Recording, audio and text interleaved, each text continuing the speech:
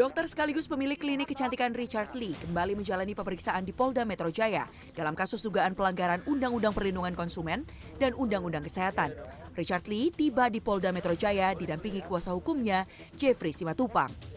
Pemeriksaan ini merupakan lanjutan setelah penyidik menetapkannya sebagai tersangka dalam dugaan pelanggaran hak konsumen di bidang produk kecantikan. Dan hari ini dengan sikap kooperatif, saya datang untuk memenuhi kewajiban saya sebagai warga negara yang baik. Saya sudah siap memberikan keterangan sejelas-jelasnya dan sejujur-jujurnya tentang produk yang saya jual. Semua produk yang saya jual legal dan BPOM dan diproduksi sesuai dengan ketentuan yang berlaku. Saya belum pernah menjual produk yang tidak berizin dan berpotensi untuk membahayakan masyarakat. Sementara itu, dokter detektif atau doktif yang memiliki nama Amira Faranas juga menyambangi Polda Metro Jaya untuk memberikan keterangan dalam proses penyidikan yang masih berjalan. Sebelum diperiksa penyidik, doktif merespons pernyataan Richard Lee yang menyebut produk milik Richard telah lulus uji BPOM. Menurut doktif, pembelaan tersebut tidak memiliki nilai hukum lantaran proses penyidikan di kepolisian masih berlangsung. Tidak ada maling yang ngaku ya. Jadi tidak ada maling yang ngaku.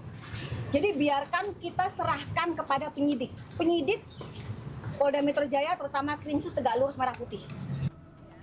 Sambil memegang sebuah kotak yang baru dibeli sebulan lalu, doktif membedah isinya. Ia menyoroti penempelan stiker pada produk yang menurutnya merupakan modus untuk menaikkan harga jual kepada konsumen. Padahal menurut dugaannya, produk yang didaftarkan ke BPOM tidak menggunakan stiker tersebut. Ya, tetapi dia jual dan menaikkan harga dengan penempelan. Ya, dan masih dijual hingga detik ini. Artinya apa? Perintah dari BPOM untuk menarik produk ini diindahkan oleh saudara DRR. Kasus ini bermula dari laporan yang dilayangkan oleh Samira Faranas atau lebih dikenal dengan Doktif.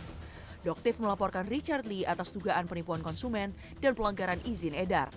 Berdasarkan hasil temuan lab yang dipublikasikan Doktif, beberapa produk mirip Richard Lee diduga mengandung bahan yang tidak sesuai dengan label kemasan atau klaim yang dijanjikan. Selain itu, muncul tudingan mengenai praktik repacking atau pengemasan ulang produk yang dianggap menyalahi aturan BPOM. Dalam perkembangannya, penyidik telah menetapkan Richard Lee sebagai tersangka sejak 15 Desember 2025 dan proses hukum masih terus berlanjut. Tim Liputan CNN Indonesia.